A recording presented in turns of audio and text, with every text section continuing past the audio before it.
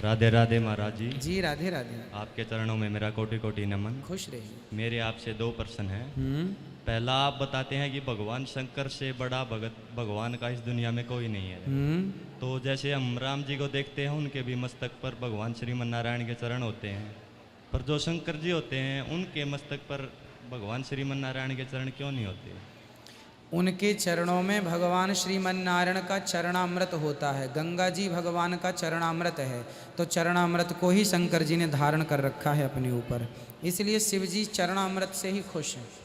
मेरा दूसरा प्रश्न यह है महाराज जी, वेदों में जैसे भगवान कहते हैं कि वेदों का भी संकलन करता मैं ही हूँ, गीता में भगवान ने कहा है, और उसमें कहा कि न तस्या प्रतिमास्ति, यानी कि जिस मूर्ति की हम पूजा करते हैं वो ईश्वर का स्वरूप नहीं है और ना ही वो ईश्वर है।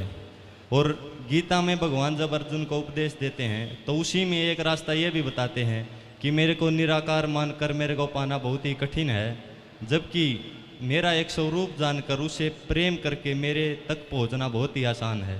तो भगवान ये दो मतलब समझना तो इनको इतना आसान नहीं है वेदों को, लेकिन ये दो तरह की बातें भगवान कैसे कह रहे हैं? ये दो तरह की बातें दो लोगों के लिए कही गई हैं। एक लोग वो हैं, जैसे एक होता है 4 साल का बच्चा जी महाराज, और एक होते हैं आप। जी महाराज। अब 5-4 साल के बच्चे को हम कहें कि जो पहली बार स्कूल गया है उसको हम कहें कि बेटा पढ़ के बताओ ये क्या लिखा है, तो वो नहीं पढ़ सकता, क्योंकि अभी उसे काखा गाघा का ज्ञान शुरुआत मिल रहा है। पर आपसे हमने कहा कि भाई साहब ये अखबार पढ़ियो ज़रा, तो आप पूरा अखबार पढ़ देंगे। तो छोटा सा जो बच्चा है उसे तो पहाड़े की आवश्यकता, पहाड़ा मीन्स काखा गाघा जिसमें लिखा हो ABCD पूरा समझाने, A for Apple, B for ball, जहाँ सब लिखा हो, तो उसे तो ज़रूरत है पहाड़े की। पर आपको पहाड़े की अब ज़रूरत आपने है। बचपन में पहाड़ा पढ़ा, पहाड़ा मतलब ABCD जिसमें लिखा, समझ गए, पढ़ गए ना? पढ़ा आपने पहाड़ा पढ़ा, लेकिन जब आप बड़े हुए समझदार हुए तो अपने आप वो चीज़ें छूट गई। हाँ महाराज। उसी तरह जो फर्स्ट क्लास का भक्त है उसे तो मूर्ति चाहिए कि हमें ठाकुर जी में ऐसे दर्शन होंगे ठाकुर जी के, ये ठाकुर जी हैं। पर जब हमारी भक्ति प्रगाढ़ हो जाएगी तो फिर इनका यही रूप हमें घट घट में नजर आने लग जाएगा। तो ये यहाँ से वहाँ की स्थिति तक पहुँचने के लिए भगवान श्री कृष्ण ने अर्जुन को ये बातें बताई। जी महाराज। ये फर्स्ट कक्षा 1 से लेकर PhD तक के लिए है। एक स्टूडेंट है कक्षा 1 का, एक स्टूडेंट है कक्षा PhD का।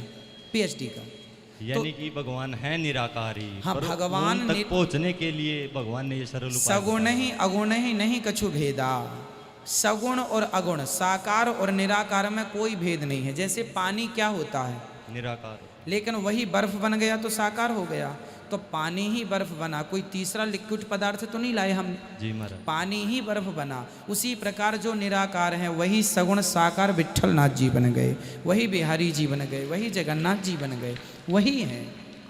जी राधे राधे राधे राधे राधे राधे। श्रीमन नारायण गुरु जी। जी जय श्रीमन नारायण।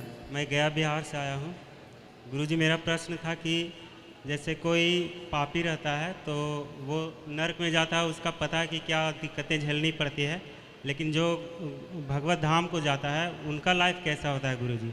क्या वहाँ भी हमारे रिश्ते रहते हैं, हमारी माएँ रहती है, ना? बहनें? वहाँ पर केवल एक ही संबंध है, केवल भगवान से। जैसे वृंदावन आए हैं आप जी, तो यहाँ आपको अच्छा लग रहा है? जी गुरु जी। यहाँ आप आके आप सब कुछ भूल जाते हैं, अपना घर परिवार थोड़े दिन के लिए। जी गुरु जी। उसी प्रकार जब भगवत धाम में जाते हैं तो भगवान में इतना आनंद है कि सब भूल जाता है, कोई नहीं, कोई चक्कर में नहीं पड़ता। वहाँ तो सब ठाकुर जी की मस्ती में मस्त रहते हैं। जी धन्यवाद गुरु जी।